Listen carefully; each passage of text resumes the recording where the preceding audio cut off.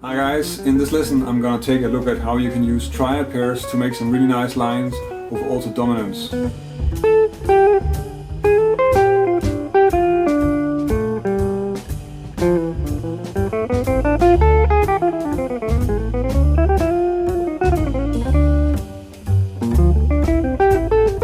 Triad pairs can be really useful when you're making altered dominant lines because it's a nice way to pull out certain colors over an altered dominant.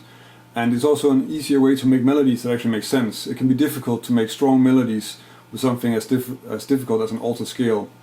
So for that it's really useful. If you want to check out more stuff on triad pairs, I also made a few other lessons and I'll link to them in the description of this video. So all the examples in this lesson are using a C7 altered, so that's basically this chord. And the scale that I'm using on that is of course C altered or D flat melodic minor, so this scale.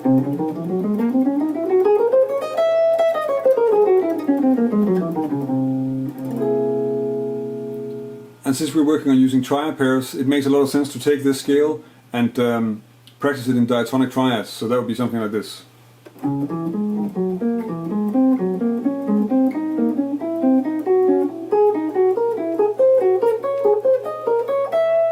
And of course down again, and you should probably also check out some different ways of playing the triads, so or other patterns of one. Stuff like this is useful. As many permutations as you can think of, just play it slowly, just check it out so that you eventually can use it when you're trying to come up with lines. It's going to be very useful. If you're using triad pairs without common notes, like I'm doing in this lesson, then if you have a 7-note scale and you need a triad pair, then basically you can just take out one note and then see what triads you have left. And the way that works is also quite simple, because if you take out one note, then you'll get the triads on the next 2 degrees of the scale. So for our C altered, if I take the C out, then the notes I'm left with will actually form the D flat minor and E flat minor triads. So in that way it's fairly easy to find triad pairs, because we just take out one note and then we have the 2 next notes in the scale as triad pair. If we have our 2 minor triads here, so the D flat minor and the E flat minor, it's probably very useful to check out how they sort of work together and how they're spread out in this scale position in inversions. So that would be this exercise.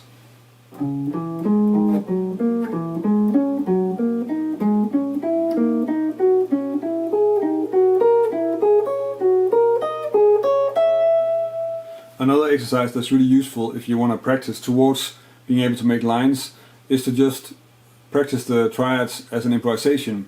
So what I'm going to do now is I'm going to play first one triad and then the other, and then I'm just going to mix up how I'm going to connect them.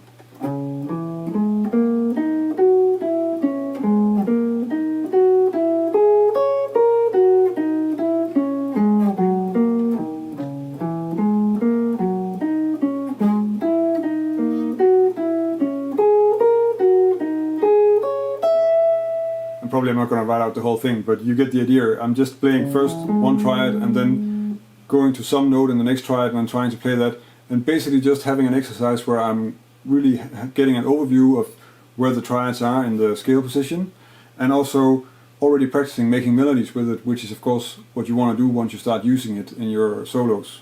So for the next part of this lesson I'm going to go over 3 different examples of triad pairs, and I'm not going to cover how to practice them.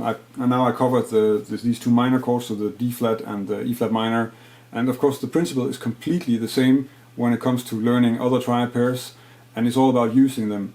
As I already mentioned, the way you choose these out is actually just to take 2 triads next to each other in the scale, or 2 notes next to each other in the scale, and then you use those as triad pair and try to find something that you can use when you're making these altered dominant lines.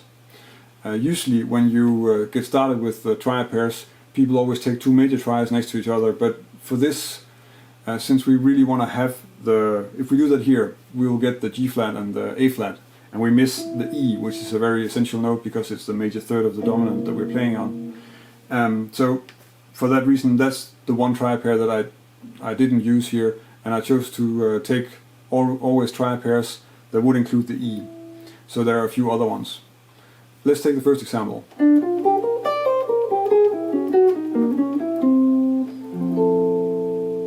So the first example starts off with a G minor line where it's this inversion of a G minor 7 arpeggio, then a small G minor pentatonic fragment. So the way the altered dominant line is created here is just using a descending version of example 3.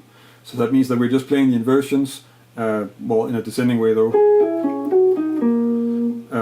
and then following that down. And then I'm rounding off with these two notes, which is also, they are still just triad notes but played in the other direction, and then resolving that to the 5th of the C, of the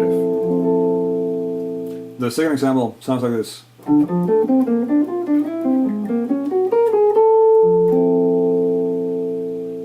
So pretty simple. The first part of the leg is of course just the G minor line, which is chaining two arpeggios together. First the D minor 7, and then this B flat major triad. From there I go into this triad pair that I'm using in this line is an E augmented and a G flat major triad. So first the descending E augmented, and then we get this first inversion G flat with the octave. And then I just take the A flat here to resolve to the 3rd of F. The third example sounds like this.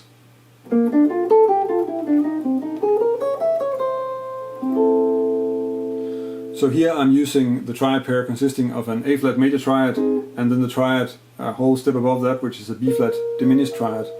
The sum of those two triads is really useful because the A flat gives you the altered extension, so the sharp 9, which is an E flat, and the flat 13, which is an A flat, and the B flat dim triad is giving you the 7th and a 3rd and a flat 9. So you really have a sort of strong mix of colors to convey this C7 altered sound. And the line on the G minor 7 is first just a B flat major triad, so the B flat major 7, so the arpeggio found on the 3rd, and then running down the scale. And then on the C7 altered, I'm using first this first inversion of the A flat, so, and then I'm using a root position B flat, which is just above it,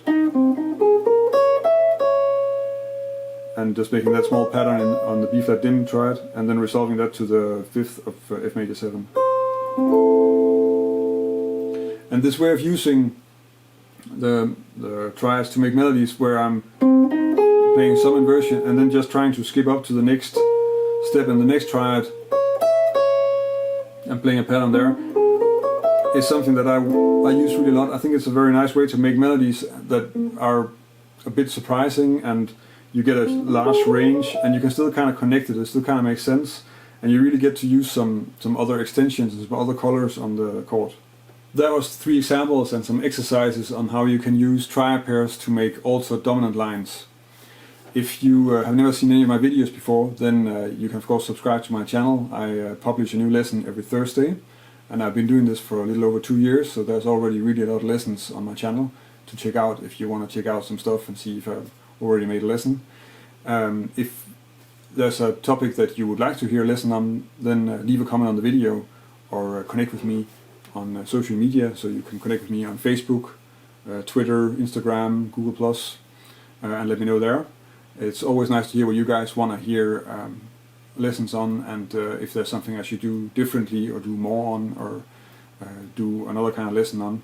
So all comments are of course welcome. If you want to download a PDF of the examples I went over here, then you can go to my website. In the article that's accompanying this lesson, there's a PDF download of all the examples that you can check out, so that you can practice this without having to look at the video or being on my website. That's it for this week. Thank you for watching, and until next week.